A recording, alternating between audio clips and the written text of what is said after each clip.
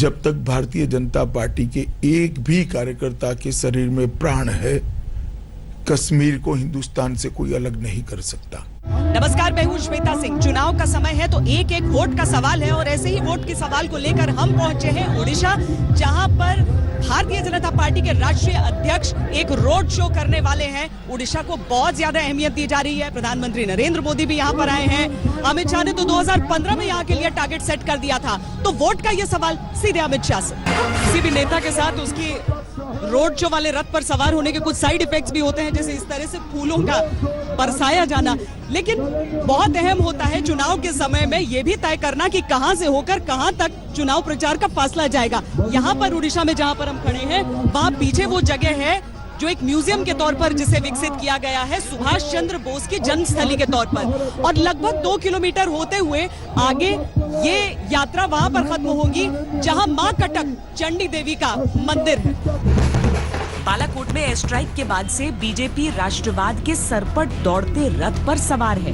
BJP के संकल्प पत्र की सुर्खियों में राष्ट्र सुरक्षा और आतंक पर जीरो टॉलरेंस सबसे ऊपर आता है। चुनाव प्रचार में बीजेपी ने बाकी मुद्दों के ऊपर राष्ट्रवाद के मुद्दे का नैरेटिव सेट कर दिया। रैलियों में जुटती भीड़ हो या प्रचार के प्रचंड नारे, राष्ट्रवाद का सैलाब साफ साफ नजर आता है। भारत माता की! भारत माता की! आपने काफी पहले ये सेट कर दिया था टारगेट 120 प्लस का उड़ीसा के लिए। आपको वो लग रहा है यहाँ का भाव देख? जहां पर भी जाते हैं बहुत अच्छा स्वागत हो रहा है। मुझे लगता है इस बार नीचे और ऊपर दोनों जगह भारतीय जनता पार्टी 2/3 मेजोरिटी से जीतने जा रही है। अमित शाह जिंदाबाद, जिंदाबाद, जिंदाबाद। मतलब विधानसभा में भी? विधानसभा में बहुत अच्छे बहुमत के साथ हम आगे निकले। इतना राजनीति के इतने अनुभव के बाद आपको पता चलता है कि भीड़ और वोटर का फर्क क्या है? देखिए, जब वोट नहीं देना होता है तब लोग देखने आते हैं। यहाँ जिस उत्साह से नारे लगा रहे हैं, फोटो खींच रहे हैं, वेव कर रहे हैं और स्वागत कर रहे हैं, इसके लिए कोई किसी को प्रेरित नहीं कर सकता। क्यूरियोसिटी से देखने आना और इन्वॉल्वमेंट दोनों का अंतर मालूम पड़ जाता है। बार बार मोदी सरकार को एक बार फिर से मोदी सरकार फिर से, मोदी सरकार फिर से। आप खुद राजनीति के लिए जो पुराने शब्द गढ़े गए उनके खिलाफ रहते हैं, जैसे एंटी इनकम्बेंसी। 19 साल 20 साल होने को आए मौजूदा मुख्यमंत्री के यहाँ पे। आपको लगता है कि प्रदेश खिलाफ होता तो इतने दिन तक उन पर विश्वास? सबसे बड़ा मुद्दा यहाँ पर लोकतंत्र ही नहीं चल रहा है। यहाँ पर बाबू शासन चला रहे हैं। लोगों के चुने हुए नुमाइंदे साइड पर हुए, प्रतिनिधि साइड पर है और बाबुओं के हाथ में पूरा तंत्र है। इसके कारण बीजेडी में भी बहुत बड़ा असंतोष है। उड़ीसा की जनता में तो है ही है। नवीन पटनायक की 2 जगहों से चुनाव लड़ने को कैसे देख रहे हैं? अब कोई भी व्यक्ति 2 जगह से चुनाव लड़ सकता है, मगर मैं मानता हूं जिस प्रकार का मैं उड़ीसा में लगभग अब तक 9 सभाएं कर चुका हूं, 3 रोड शो कर चुका हूं, जिस प्रकार का माहौल मैंने देखा है, निश्चित रूप से उड़ीसा परिवर्तन की दिशा में जा रहा है। 2017 को जब जिला परिषद के चुनाव हुए थे तो भारतीय जनता पार्टी ने दर्ज किया था अपनी कामयाबी को 296 के साथ। लेकिन उसके बाद जो विपक्ष है यहाँ पर आपका, बीजेडी का कहना है कि हमने उसे पलट दिया जब यहाँ पर बाई इलेक्शंस हुए। देखिए, एक बाई इलेक्शन में सत्ता का उपयोग कर कर उसको कुचल देना अलग बात है। पंचायत के चुनाव जनरल इलेक्शन थे और जनरल इलेक्शन में भारतीय जनता पार्टी को विपुल मात्रा में जन समर्थन मिला और ये भी जनरल इलेक्शन है। मैं पंचायत के चुनाव में भी यहाँ आया था प्रचार करने के लिए। उस वक्त जो माहौल था, इससे अभी बहुत ज्यादा माहौल जनता में दिखाई पड़ता है। पूरे देश में क्या लहर है इस बार? इस बार है मोदी लहर? पक्का मोदी लहर है। आप देखना, अभी से पूरे बहुमत के साथ, अभी से ज्यादा बहुमत के साथ भारतीय जनता पार्टी सरकार बनाना। और उसके लिए मुद्दा राष्ट्रवाद का रहेगा? बहुत सारे मुद्दे हैं। हमारा परफॉर्मेंस भी मुद्दा है, देश की सुरक्षा भी मुद्दा है, राष्ट्रवाद भी मुद्दा है, हिंदू टेरर भी मुद्दा है, ढेर सारे मुद्दे हैं। यहाँ पर लोग अपने घरों के ऊपर से ये जो पुष्प वर्षा कर रहे हैं, उससे स्वागत की आपको आहट लग रही है? लोगों की आंखों में भी स्वागत दिख रहा है। लोगों को रोड पर खड़ा रहना और वेव करना, उत्साह के साथ हाथ ऊपर कर स्वागत करना है, दोनों में बड़ा अंतर होता है। एक आखिरी सवाल कि आपने शुरुआत जिस जगह से की वहां पर सुभाष चंद्र बोस का जन्म स्थान, उसके लिए म्यूजियम बनाया हुआ है और मां कटक मंदिर पे अंत करने वाले, ये सोच के है? नहीं, देखिए, भारतीय जनता पार्टी हमेशा मानती है कि सुभाष बाबू का इस देश की आजादी में बहुत बड़ा योगदान है। सुभाष बाबू के एफर्ट्स ने देश की जनता में चेतना जागरूक की थी, मगर दुर्भाग्यपूर्ण बात है कि कांग्रेस ने हमेशा सुभाष बाबू को दरकिनार किया, साइड पर किया। इसलिए हमने तो सुभाष बाबू के वहां से शुरुआत की है। मैं मानता हूं उचित ही निर्णय। अमित शाह जिंदाबाद, जिंदाबाद, जिंदाबाद। हिंदी पट्टी से होने वाली संभावित सीटों के नुकसान की भरपाई के लिए बीजेपी का प्लान एक्ट ईस्ट है। उड़ीसा इस प्लान का अहम राज्य है। अमित शाह की कूटनीति उड़ीसा में पी स्क्वायर यानी पांडा और प्रधान पर टिकी है। पांडा यानी जय पांडा बीजू जनता दल से बीजेपी में शामिल हुए हैं, जबकि केंद्र सरकार में मंत्री धर्मेंद्र प्रधान के लिए ओडिशा गृह राज्य है। उड़ीसा में मोदी लहर भी जब 2014 में मोदी लहर थी, तब भी एक लोकसभा सीट मिली थी यहाँ से। देखिए, पिछले बार उड़ीसा में मोदी लहर को हम लोग ने कैद नहीं कर पाए, बांध नहीं पाए। आप देख रहे हैं जिस प्रकार की संगठन बनी है, उड़िया लोग, उड़िया जनता पूरा मोदी जी के साथ है। इस बार मोदी लहर एक अलग प्रकार से उड़ीसा में बह रही है। आपका चेहरा बहुत प्रमुखता से उसमें सामने रखा जा रहा है। आपको लग रहा है कि जो वोट शेयर आप लोग लगभग 1 के आसपास रह जाते थे, वो इस बार बढ़ेगा? इस बार बढ़ेगा।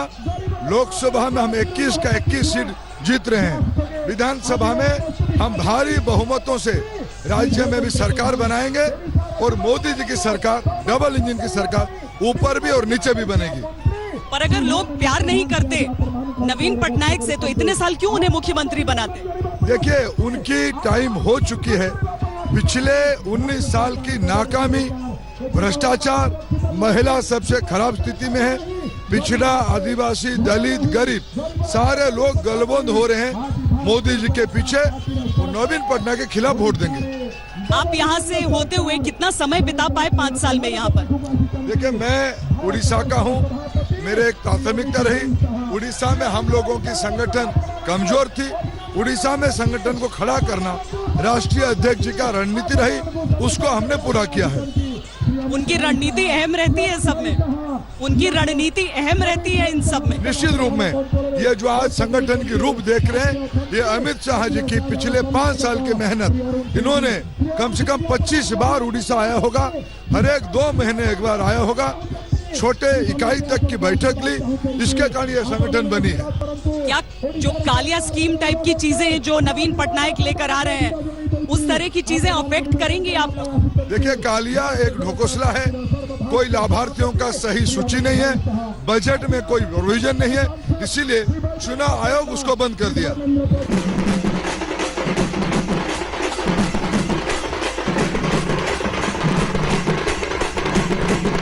नवीन पटनायक के साथी रहे, आप किस तरह से देख रहे हैं कि इतने साल जनता ने यहाँ की उन पर क्यों विश्वास किया? देखिए, जब बीजू जनता दल शुरू हुआ था, वो भारतीय जनता पार्टी का समर्थन से, सहायता से शुरू हुआ था। वाजपेयी जी का आशीर्वाद, अडवाणी जी का आशीर्वाद और प्रमोद महाजन का आशीर्वाद से, और जब तक वो गठबंधन था, वो एक जॉइंट एजेंडा जो था, जैसे कि गुंडागिरी के विरोध और भ्रष्टाचार के विरोध, ये कदम उठाते उठाते नवीन पटनायक का इमेज बढ़ा था। लेकिन पिछले कुछ साल में ये इमेज काफी गिर चुका है।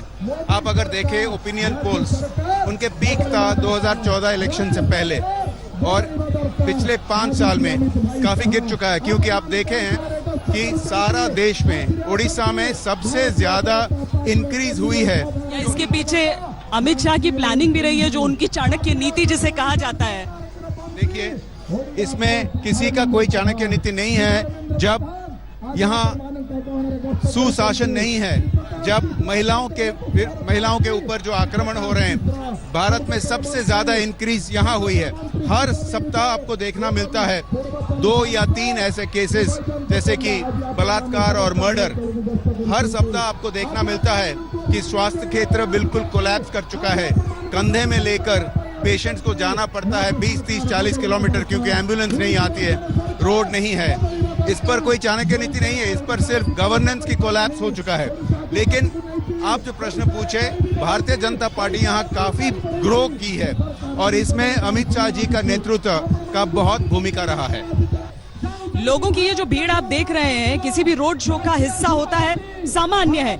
इसमें कई लोग भारतीय जनता पार्टी के कार्यकर्ता हैं, कई लोग कौतूहलवश दुकानों में जो आए थे वो निकलकर यहाँ पर देख रहे हैं। आपको हम समय भी बता दें, इस समय लगभग 9 बज चुके हैं। 7 बजे से इंतजार सब कर रहे थे यहाँ पर शुरू होने का। करीब 6 बजे से, आपको सही कहें तो 6 बजे से इंतजार था। पर बड़ा सवाल ये होता है कि ये लोग जो यहाँ पर आते हैं वो देखने आते हैं, भीड़ का हिस्सा बनने आते हैं, या ये वाकई वोटर हैं? तो ये जानने के लिए हमारी दूसरी टीम इस समय जनता के बीच है। मेरे सहयोगी अभिमन्यु शर्मा लोगों से यही सवाल लेकर पूछ रहे हैं कि उनके मन में क्या है।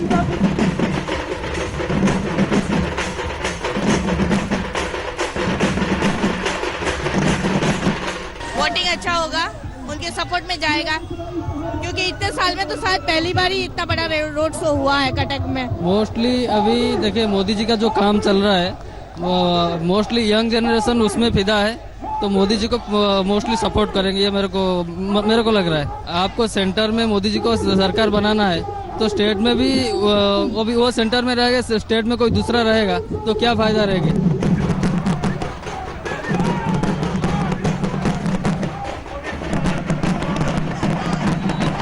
बीजेपी का कुछ भी देखा नहीं गया है, लेकिन इस बार लगता है कि शायद बीजेपी आ सकती है ऑलमोस्ट जगह पे। इसलिए अमित शाह की तो जगह है ही, लेकिन इस बार पता नहीं क्या होता है। 50-50 कह सकते हैं हम लोग। इस बार होप है, आ सकती है बीजेपी।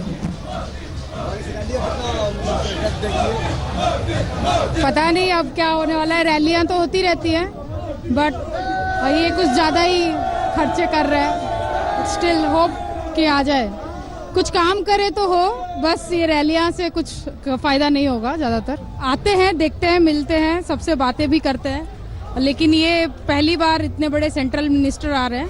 सो वी होप कि सब कुछ अच्छा हो इस बार।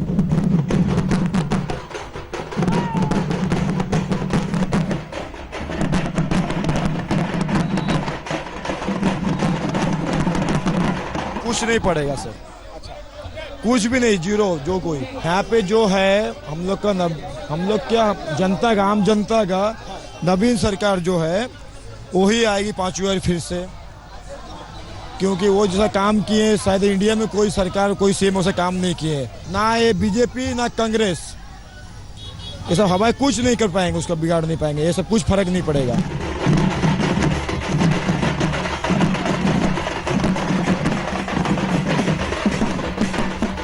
वैसे तो आ जाते हैं बीजेडी आ जाती है और बाद में आती है बीजेपी आती है। यहाँ पर अभी चांसेस है, अभी बीजेपी का चांसेस ज्यादा है। विधानसभा में बीजेडी का चांस है और लोकसभा में बीजेपी का चांस है 101%।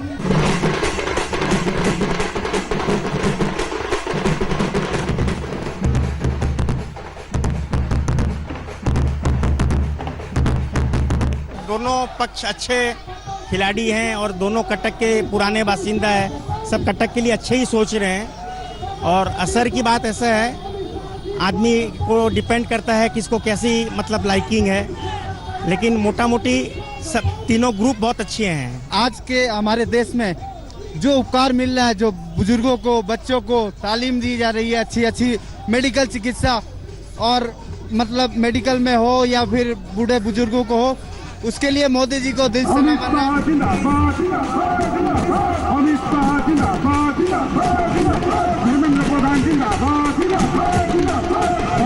मोदी सरकार को एक बार फिर से मोदी सरकार फिर से मोदी सरकार फिर।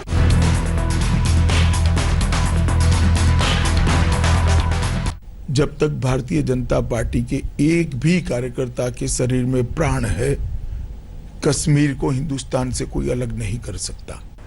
2019 के चुनाव लंबे समय से न सिर्फ इंतजार हो रहा था, बल्कि चुनावों की तारीखों के ऐलान से पहले ही प्रचार शुरू हो चुका था। महाभीषण चुनाव ये, और इस समय हमारे साथ भारतीय जनता पार्टी के अध्यक्ष अमित शाह जी मौजूद हैं।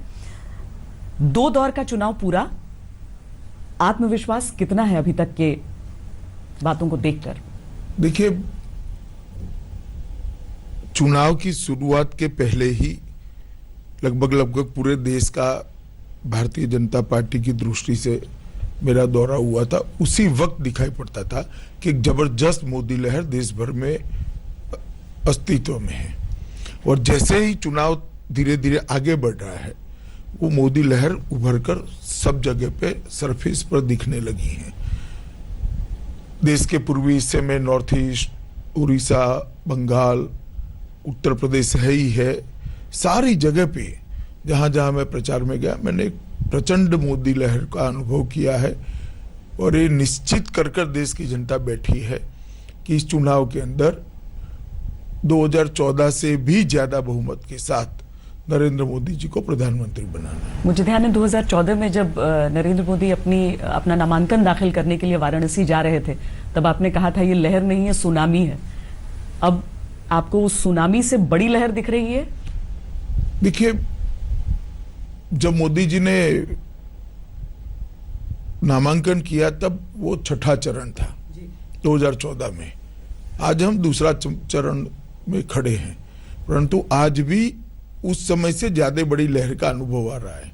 अभी 3, 4, 5 ये सारे चरण जैसे जैसे आगे बढ़ते जाएंगे, इसका अनुभव सबको आता है। लेकिन अमित जी कहते हैं ना कि आप अपना जो 100% स्कोर रिपीट करना बड़ा मुश्किल हो जाता है, और बहुत सारे ऐसे राज्य थे। उत्तर प्रदेश में शुरुआत से ये होता रहा कि कैसा गठबंधन बनेगा, लेकिन वहां पर जो महागठबंधन का स्वरूप आया, आपको लगता है खेल बिगड़ेगा कुछ? देखिए, जब विधानसभा में कांग्रेस और सपा इकट्ठा है, तब भी आप लोग यही कहते थे, और कुछ नहीं हुआ। हम 325 सीट के साथ स्वीप कर गए, और इस पर सपा बसपा आई है। कुछ नहीं होना है, भारतीय जनता पार्टी अपना परफॉर्मेंस रिपीट करेगी और एक बहुत अच्छे नंबर के साथ हम निकलेंगे। उत्तर प्रदेश में भारतीय जनता पार्टी की सीटें कम होने का कोई सवाल ही पैदा है। क्योंकि बहुत सारी सीटें हैं जिस पर टैक्टिकली कांग्रेस ने भी अपना नाम हटा लिया, जहां पर मसलन आरएलडी की सीटें गई थी। हम उत्तर प्रदेश में 50% की लड़ाई लड़ रहे हैं, पर कई ऐसे उम्मीदवार भी थे ना 2014 के, जो 50% वोट नहीं हासिल कर पाए थे। 2014 में भले न हुआ, उसके बाद में उत्तर प्रदेश में हमारी सरकार बनी है, केंद्र में हमारी सरकार का परफॉर्मेंस है। और जब इतनी सारी पार्टियां इकट्ठा होती है, तो उनके कार्यकर्ताओं के, उनकी वोट बैंक के क्लैशेस जो होते हैं, उसका भी एक फायदा मिलता है। आपने कहा था कि 1 और 1 2 नहीं, और राजनीति में केमिस्ट्री ज्यादा इंपॉर्टेंट होती है। जी, तो आपकी पार्टी की केमिस्ट्री ज्यादा बेहतर दिखी क्या? क्योंकि हमने देखा कि किस तरह से शिवसेना के सामने हो या जेडीयू के सामने, कई जगह आप लोग ने कदम पीछे भी हटाया गठबंधन को बरकरार। कहीं पर भी पीछे नहीं हटाया हमने कदम। जेडीयू ने विधानसभा में हमसे अच्छा परफॉर्मेंस किया था, तो अंतिम चुनाव को बेस बनाकर ही सीटों का बंटवारा होता है, और इस हिसाब से ठीक ही हुआ है, थोड़ा फायदा हमें हुआ है। शिवसेना के साथ भी हमने कोई कॉम्प्रोमाइज नहीं किया।